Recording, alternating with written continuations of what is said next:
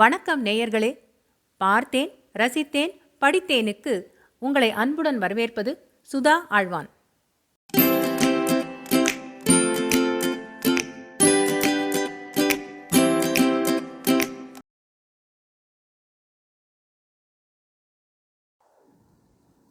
பிற்பகல் 4 மணிக்கு முனிவர் சந்திப்பில் அந்த அதிசயம் தோற்றம் தந்தது. மிகச்சரியாகச் சொன்னால் 3:58க்கு. அங்கு பூமி வெடித்து ஒரு நொடிக்குள் எழும்பியிருந்தது ஒரு பிரம்மாண்டமான ஸ்தூபி. அந்த ஸ்தூபி மீது அந்த மங்கை உயிர் துடிப்புடன் காட்சி தருகிறாள். சுண்டி வசீகரிக்கும் அழகு அவளுக்கு. அந்த சந்திப்பில் முதலில் அந்த அழகியை பார்க்க கிடைத்த படித்தவரின் தோற்றம் கொண்ட ஒரு பெரியவர் அந்த மாய தோற்றத்தை காண நேர்ந்ததும் பயம் மனதை கவ்வ வாய்க்குழற கத்தியபடி ஓடியதாகவும், அப்போது தன்னிச்சையாக தன் கைக்கடிகாரத்தை பார்த்ததாகவும் அவரை மொய்க்கத் தொடங்கியிருந்த பத்திரிகை நிருபர்களிடம் சொன்னார். அவரால் அப்போதும் அந்த சொரூபத்தை கண்ட அதிர்ச்சியில் கலங்கி போயிருந்த தன் பார்வையை அகற்ற முடிந்திருக்கவில்லை. அது உண்மையா பொய்யா என்று அவர் விடாது புலம்பியபடியே கேட்டுக்கொண்டிருந்தார்.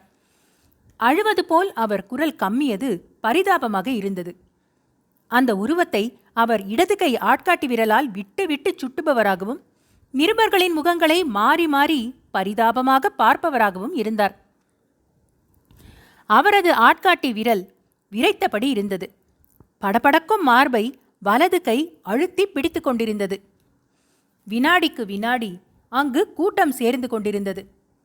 காற்றுக்கு தீப்பிடித்தது போல அந்த பெருநகரம் முழுக்க செய்தி பரவத் தொடங்கிவிட்டது. மக்கள் பதறியடித்துக் கொண்டு முனிவர் சந்திப்பை நோக்கி ஓடி வந்து கொண்டிருந்தனர். வாகனங்கள் வந்த வேகம் விபத்துக்கள் பற்றிய சித்திரங்களை நினைவில் பளிச்சிட வைக்கக்கூடியவையாக இருந்தன. மோட்டார் சைக்கிள்களிலும் கார்களிலும் நிருபர்களும் புகைப்பட கலைஞர்களும் பெரும் பாய்ச்சலாக வந்து கொண்டிருந்தனர். அதற்குள் அவர்களுக்கு எப்படி மனத்து விட்டது என்பது தெரியவில்லை.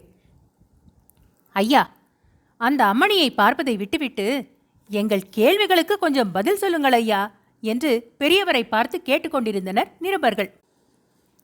அந்த அதிசய மங்கையை முதலில் பார்த்தவரை கண்டுபிடிக்க முடிந்து விட்டதில் மிகுந்த மகிழ்ச்சியும், அவர் ஏதாவது ஒரு காரணத்தை சொல்லி கலைந்து போய்விடக் கூடாதே என்ற கவலையும் அவர்கள் மனங்களை ஆட்கொண்டிருந்தன.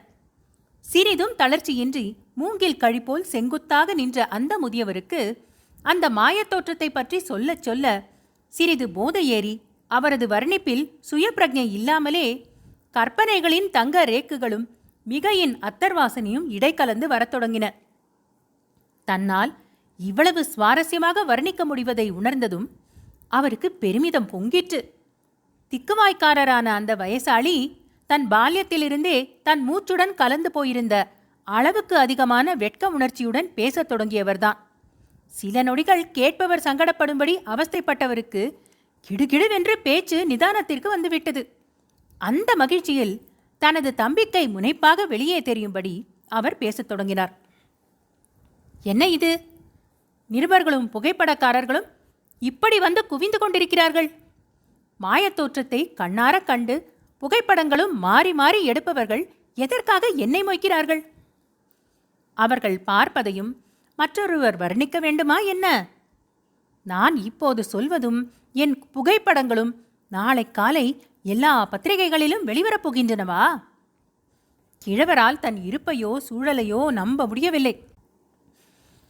நிருபர்கள் அவர்களின் தொழில் தந்திரப்படி அரும்பு விட்டு கொண்டிருந்த பெரியவனின் கற்பனைகளை நுட்பமான கேள்விகள் வழியாக இதழ் மலரச் செய்து கொண்டிருந்தனர். அவர்கள் உருவாக்க விரும்பும் ஸ்டோரியை அதிக அளவுக்கு அவர் வாய் வழியாகவே வரவழைக்க முடிந்துவிட்டது அவர்களுக்கு வெற்றிதானே. அந்த பிரபல நாளேட்டின் கண்ணாடி அணிந்திருந்த இளம் வயது நிருபர் அவரை ஏன் சக நிருபர்கள் ஈகிள் என்று அழைக்கிறார்கள் என்பது தெரியவில்லை. ஆங்கிலத்தில் 2வதோ அல்லது 3வதோ முறையாக, ஐயா, தாங்கள் முதலில் பார்க்கும்போது அந்த பெண்ணின் மார்புகள் மறைவற்றவையாகத்தான் காட்சி தந்தனவா என கேட்டார். திடீரென்று முதியவருக்கு தனக்கிருந்த ஆங்கில மொழியில் பேசும் கேட்போரை வியக்க வைக்கும் பழைய திறன் நினைவுக்கு வந்தது. அவர் தன் தொண்டையை கனைத்தபடி ஆங்கிலத்தில் பதில் சொன்னார். அந்த மேடத்தின் வளமான மார்புகள் எந்த காலத்திலேனும் ஒரு நூலிழையேனும் பாதித்திருக்குமா என்பது சந்தேகமாகவே இருக்கிறது. இந்த பதிலில் நிருபர்கள் மிகுந்த மகிழ்ச்சியடைந்தனர். அவர் ஆங்கிலத்தில் பேசியது நம்பகத்தன்மைக்கு அதிகப்படியான ஒரு சான்றாகவும் அவர்களுக்கு தோன்றியது. நடந்தது இதுதான். உலக அளவில் அவர்களின் இருப்பிற்கு ஒரு நவீன அடையாளமாக துலங்குவது தலைநகரமாகிய அந்த பெருநகரம்தான் என்பதை அனைவரும் ஒப்புக்கொள்வர்.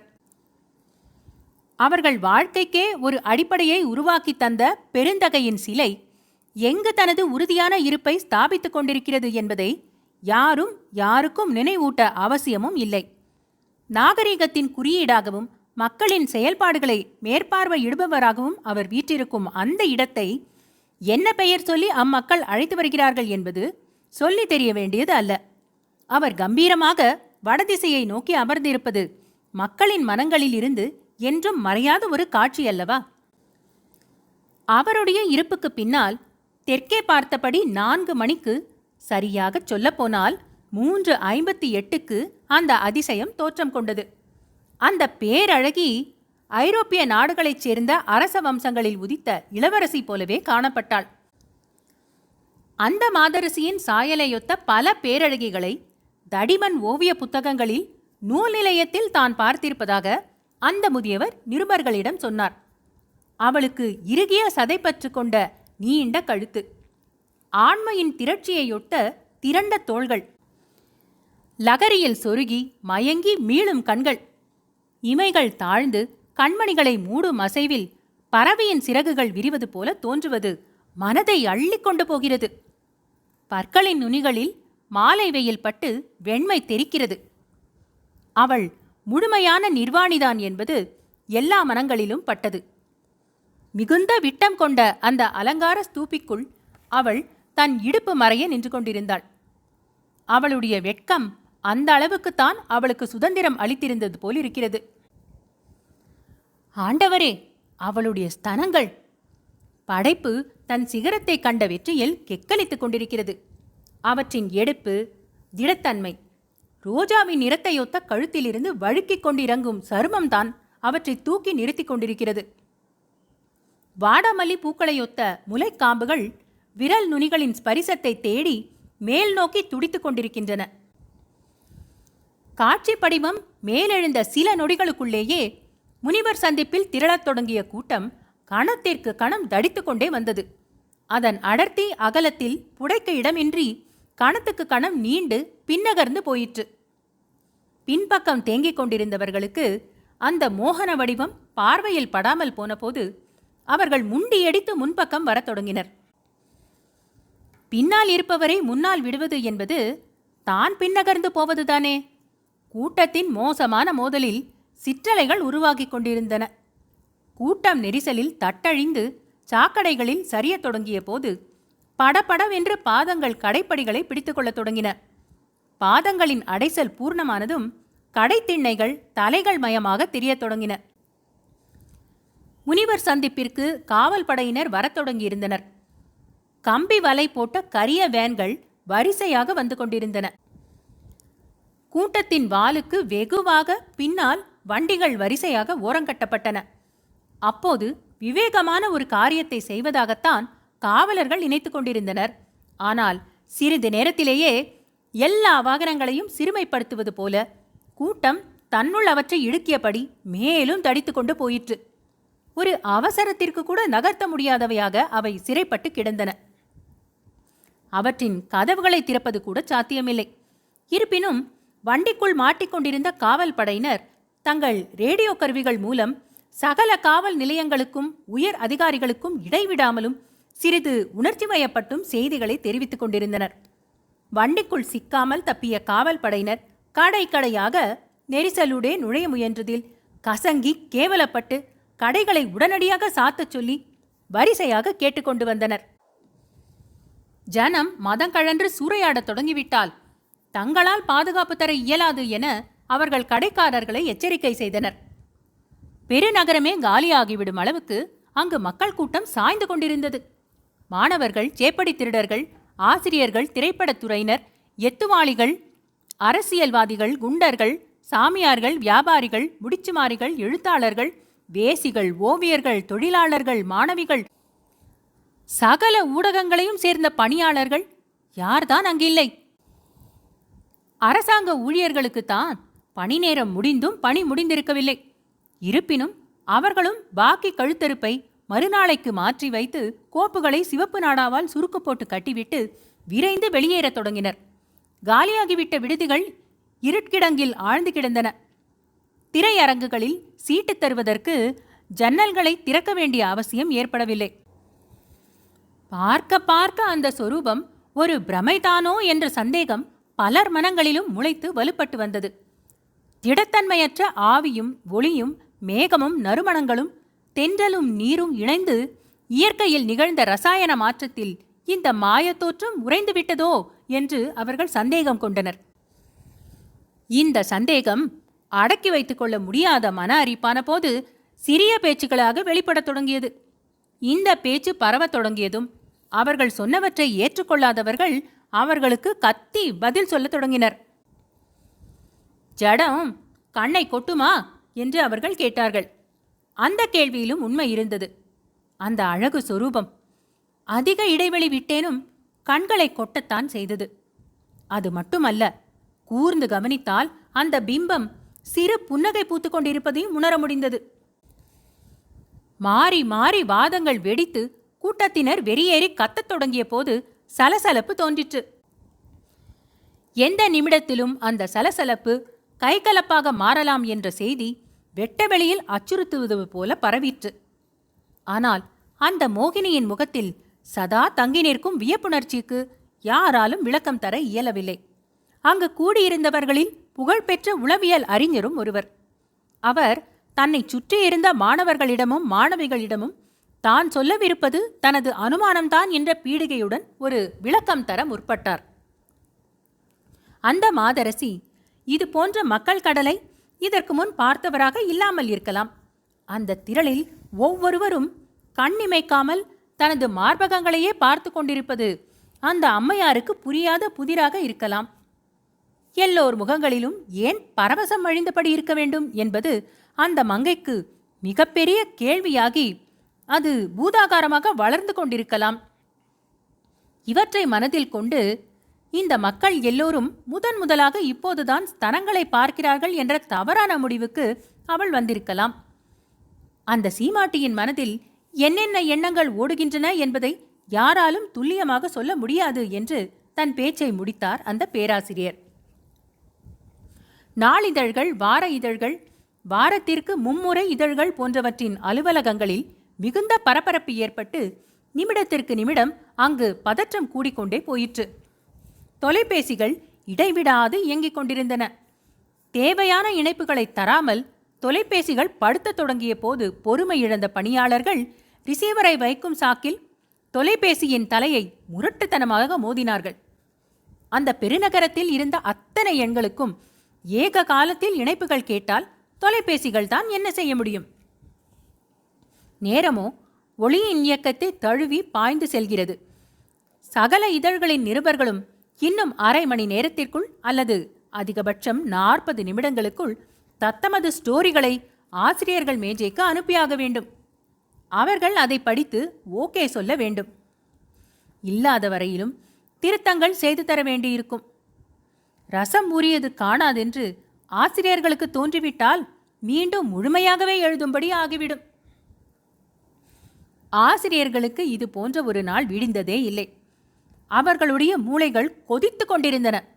வரலாற்றில் எங்கும் நிகழ்ந்திராத அதிசயம் நம் பெருநகரத்தை தேடி வந்திருக்கிறது. கண்களால் அதனை கண்டு களிக்க கொடுத்து வைத்திருக்கிறார்கள் மக்கள். நாளை உலக இதழ்கள் அனைத்திலும் வெளிவரப்போகிறது இச்செய்தி. அதனை சிறப்பாக பயன்படுத்திக் கொள்வது ஒரு ஆசிரியரின் திறனை பொறுத்தது, கற்பனையை பொறுத்தது. வாய்ப்பு வாசலில் வந்து நிற்கிறது. மார்புகள் பெரிய விஷயமில்லை. ஆனால் அவற்றின் இருப்பும் மறைவின்மையும் அந்த அபூர்வ நிலைதான் இரத்தத்தை சூடேற்றுகிறது. ஆக அதுதான் ஸ்டோரியின் மையம். இதில் நிருபர்களுக்குள் கருத்து வேற்றுமை இல்லை. எப்போது மறைவின்மை மையம் கொண்டு விட்டதோ அப்போதே அந்த ஸ்டோரிக்கு காட்சி படிமம் எழுத்தை விட முக்கியமாகி விடுகிறது. ஆனால் இந்த பார்வையில் நிருபர்களுக்குள் கருத்து வேற்றுமை இருந்தது. ரசம் ஊட்டுவதில் காட்சி படிமம் முக்கியம் என்றாலும் எழுத்துத்தான் அதிக ரசத்தை உறிஞ்சும் திறன் கொண்டது என்று அவர்கள் அன்றாடம் சந்திக்கும் பாரில் விவேகமான சில நிருபர்கள் வாதிட்டிருக்கிறார்கள். உடலுறவின் சகல அம்மண இயற்கைகளையும் சகல அம்மண பிறழ்வுகளையும் பச்சையாக சித்தரிக்கும் புகைப்பட தொகுப்புகளை விடவும் இடுக்குகளில் கற்பனை திறன் கொழிக்கும் போர்னோக்கள் ஏன் அதிக அளவில் விற்கின்றன என்று அவர்கள் கேட்டதற்கு யாராலும் பதில் சொல்ல முடியவில்லை. இந்த கோட்பாடுகளை எல்லாம் கரைத்து குடித்தவர்கள்தான் ஆசிரியர்களும். ஏனோ அன்று அவர்கள் புகைப்படங்களை பார்ப்பதில் வெறித்தனமான அவசரம் காட்டினார்கள். பணி அழுத்தத்தால் அவர்களுக்கு நகர முடியாமல் ஆகிவிட்டது. மங்கையை கண்டு கழிக்க வேண்டும் என்ற துடிப்பு அவர்களுக்கும் இருக்கத்தானே செய்யும் என்று நிருபர்கள் தங்களுக்குள் கேலி பேசிக் கொண்டனர். கூட்டத்தினரிடையே பெரும் குழப்பம் உருவாகியிருக்கிறது என்றும் அந்த குழப்பம் துப்பாக்கிச்சூடு வரையிலும் கூட போகலாம் என்றும் செய்தி கிடைக்கவே எல்லா இதழ்களிலிருந்தும் நிருபர்கள் தங்கள் மோட்டார் சைக்கிள்களில் சம்பவ இடத்திற்கு மீண்டும் பாய்ந்து சென்றனர். தொடர்ந்து அந்த மாய உருவத்தையே பார்த்து கொண்டிருந்தவர்களின் மனங்களில் அந்த பெண் பிறப்பு மீது தன்னுணர்வின்றியே அன்பு சொட்டு சொட்டாக தேங்கத் தொடங்கியிருந்தது. ஆடை அணிதல் பற்றிய அந்த சகோதரியின் கொள்கை சிறிது வேறுபட்டதாக இருக்கலாம். இருந்தாலும் பூமி பந்தின் எந்த இடத்தையும் மதியாது நேராக நம்மை தேடி வந்திருக்கும் பெண்ணரசி அவள். அதை நாம் மதித்துத்தானே ஆக வேண்டும். தோன்றிய கணத்திலிருந்து அந்த பெண்மையின் முகவிலாசத்தில் உறைந்திருக்கும் புன்னகைக்கு உங்களை நான் நேசிக்கிறேன் என்ற பொருளன்றி வேறென்ன கூற முடியும்? அவளை நோக்கி நமது பண்புக்கு உகந்த சொற்களை தெரிவு செய்து பலரும், முக்கியமாக இளைஞர்கள், அவளிடம் சில கேள்விகளை கேட்டார்கள். அவளுக்கு புரியும் மொழி எதுவாக இருப்பினும் அதையும் கற்றுத் தேர்ந்தவர்கள் அந்த பெருங்கூட்டத்தில் சிலரேனும் இருந்ததில் ஆச்சரியப்பட என்ன இருக்கிறது? ஆனால் அந்த மங்கை எந்த கேள்விக்கும் பதில் சொல்லாமலும் முகத்தில் எளிய பாவபேதங்களை கூட காட்டாமலும் இருந்தது அன்பு செய்வோரை அலட்சியம் செய்வது என்பதாக கூட்டத்தினர் புரிந்து கொண்டதை தவறு என்று எப்படி சொல்ல முடியும்? பொறுமையிழந்த கூட்டத்தினர் முரட்டுத்தனமான கேள்விகளை கேட்கத் தொடங்கினர். சொல்லவோ எழுதவோ இயலாத மிக ஆபாசமான சொற்களில் அவளை கேலி செய்யவும் தளிர் போன்ற அவளது மென்மையான மனதை புண்படுத்தவும் தொடங்கிவிட்டார்கள். ஆபாச சொற்களை மேலும் தூண்டி ஆபாசமாக்குவதில் கற்பனை திறன் கொண்டவர்களிடையே ஒரு போட்டா போட்டி ஏற்பட்டுவிட்டதை துரதிர்ஷ்டம் என்றுதான் சொல்ல வேண்டும். ஈகிளின் அலுவலகத்தில் ஓர் உதவி ஆசிரியர் நிருபரிடம் மக்கள் எழுப்பிய கேள்விகளை தரும்படி கேட்டபோது நிருபர் அவரிடம் ஒரு கத்தை காகிதத்தை எடுத்து தந்தார். ஆணித்தரமான கேள்விகள் என்றாலும் அவற்றை அப்படியே வெளியிட்டால் அச்சேற்றும் காகிதம் அழுகத் தொடங்கிவிடும் என்று தோன்றியதால் உதவி ஆசிரியர் ஆசிரியரிடம் கத்தையை எடுத்துச் சென்றார். ஆசிரியர் புரட்டி பார்த்துவிட்டு, ஆபத்தானது, தந்திரமாக பயன்படுத்த வேண்டும் என்று தனக்குத்தானே சொல்லிக் கொண்டார். திடீரென்று தன் நினைவுக்கு வந்தது போல், அவர் ஏன் புகைப்படங்கள் இன்னும் என் மேஜைக்கு வந்து சேரவில்லை என்று கத்தத் தொடங்கினார். ஈகிள் தன் மனத்தை குடைந்து கொண்டிருந்த அரிப்பை உதவி ஆசிரியரிடம் சொன்னார். போலீஸ் குறுக்கீடு இருக்குமோ என்ற தனது சந்தேகம் அடங்குவதாக இல்லை என்றார் அவர். ஏன் என்று கேட்டார் உதவி ஆசிரியர். முனிவர் சந்திப்பு செய்தியை தொலைக்காட்சிகளின் இரவு செய்தியில் ஒளிபரப்பவில்லை என்று சொன்ன ஈகிளின் முகம் இறுகிப் போயிருந்தது. விஷயத்தை விசாரித்து தெரிந்து கொள்ள வேண்டியதுதானே என்றார் உதவியாசிரியர். தொனி குற்றம் சாட்டுவது போல இருந்தது. செய்தி வந்ததால் தான் சொல்கிறேன் சார் என்றாள் ஈகிள். ஒளிபரப்பவில்லையா? ஏன், என்ன ஆயிற்று என்று தனக்குத்தானே கத்தியபடி அந்த செய்தியை தெரிவிக்க அவர் ஆசிரியர் அறையை நோக்கி ஓடினார்.